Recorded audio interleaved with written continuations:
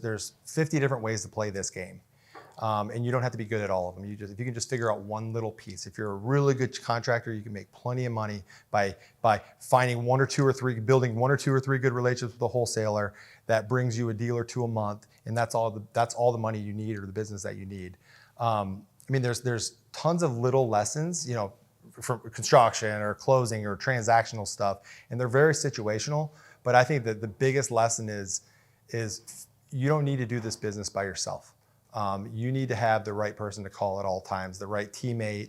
They don't have to be on staff necessarily, but if I've got, Cameron sitting in here at the beginning, me and Cameron started at a similar time in the business. If there's a construction thing or something that I don't know, like you would call people that instead of calling the person you don't know or you shouldn't be calling, you call an expert. And over time, what you end up doing is you surround yourself with all experts that are all really good, and you share information back and forth, and you're not looking to get anything out of every conversation you have. You're looking to add value, and then when you need it, you get it back, and you got that constant thing. But you surround yourself with a bunch of good people, and the business gets really easy. It's really hard to do it by yourself. It's really hard. So that's where I kind of go back to the beginning. The people that are quiet and kind of think there's too much competition, and I don't want to share this information or whatever. It's such the wrong way to operate. You don't need to be good at construction. You don't need to be good at sales. You don't need to have a bunch of money.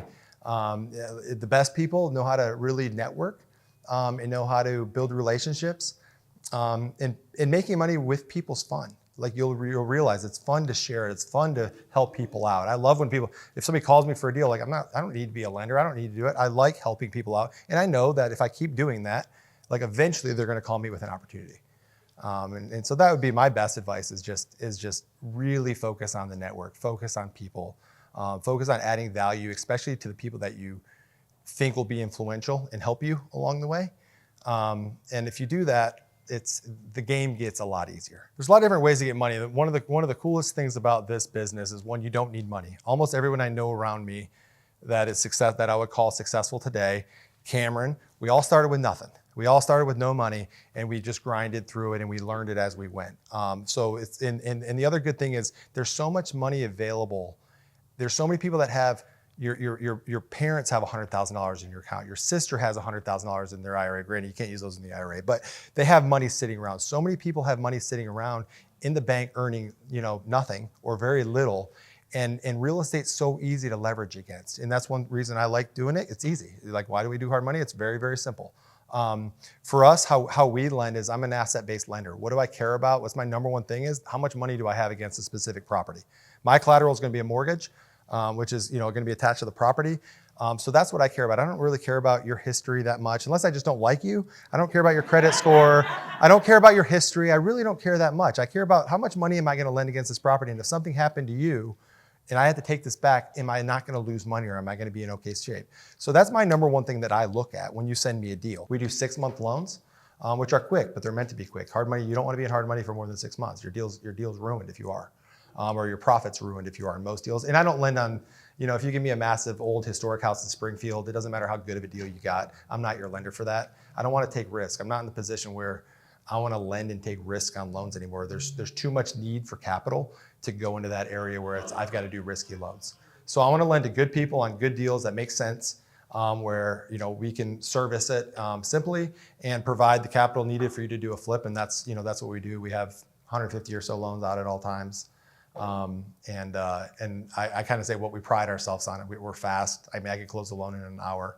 Do it all the time within the same day. So if you get a deal and you need to get done, granted, title work will have to be done and it'll have to be ready, but we can close very, very fast. We work with every title company. We do our own loan docs. And it's our own money, so I just don't have to wait on anybody. If I say go, we go. And that's what makes us unique versus, especially like the institutional guys. But I always tell everybody, like, if you can find cheaper money, start with your family, start with your friends. There's so many people with money that aren't earning that literally have it sitting in the bank and they're just waiting for you to ask. So do not be afraid to ask.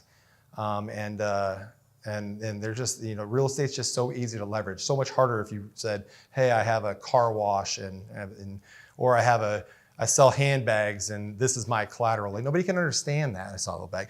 Nobody can understand that, right? And how do I collateralize this? What happens if I don't want to end up with a bunch of handbags, but people can say, oh, it's a house. Like, okay, well, if something happens, there's a house here. And so it's really not difficult to, if you're not afraid to ask, it's not difficult to find money. And there's a time for hard money. There's a time not for hard money. But you should never not do a deal because of the capital. And there's always a partner out there. There's always something. The real key is finding the right deal.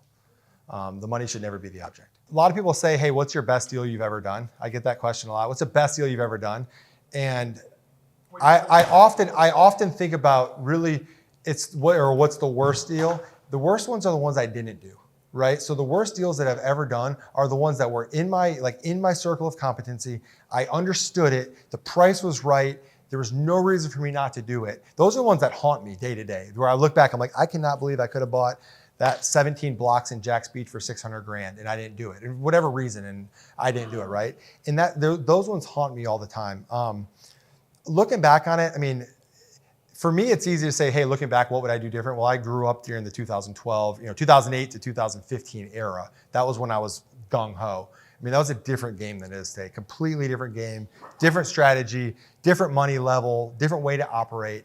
So, I mean, there's massive. I mean, if I could go back and not buy 15 or 1,600 rentals that I bought, and I would have bought just really high quality assets. I could have bought 200 awesome high quality assets. I could have kept the 40 lots I sold east of 3rd Street in Jack's Beach that I paid 40 grand a lot for, and built rentals, and it would have been similar value as 600 rental properties.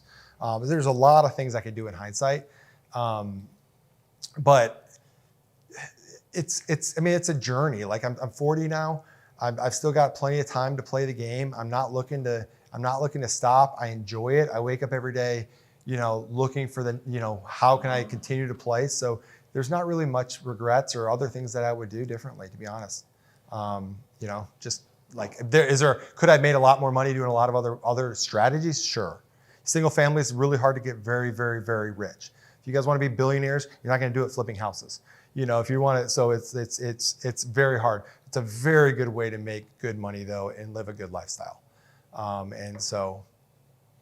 But I mean, yeah, there's the ones that I always regret are just the ones that I didn't do. Those are the ones that haunt me. I'm keeping almost nothing today. So to me, it doesn't, depending on who you are, for me, it doesn't make sense. It doesn't make sense that between the cost of acquisitions, the cost of construction, cost of building, whatever it is, the cost of capital, the opportunity, whether it's even my cash or the cash I have into it, the opportunity cost of that capital, the management that it takes, the potential rent returns I think that we're going to see in the business. I don't think in this market, at least for me, it makes sense to buy any rental properties or be very selective on what I do there. But everybody's different. Like everybody has to look at that for themselves and figure out what's the strategy, why are they doing it, what's the purpose. And the other thing I'll add to that is the strategy you have today will be completely different in 2 years, let alone 5 or 10 years.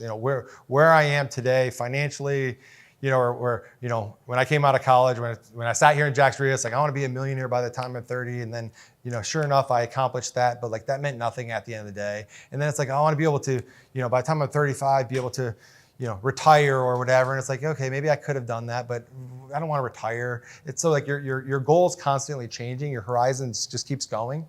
And so I try not to get too caught up on that, and just, we were saying earlier, continue to play the game, but I'm not keeping much. I don't think it makes a lot of sense, at least for me, to keep rentals today.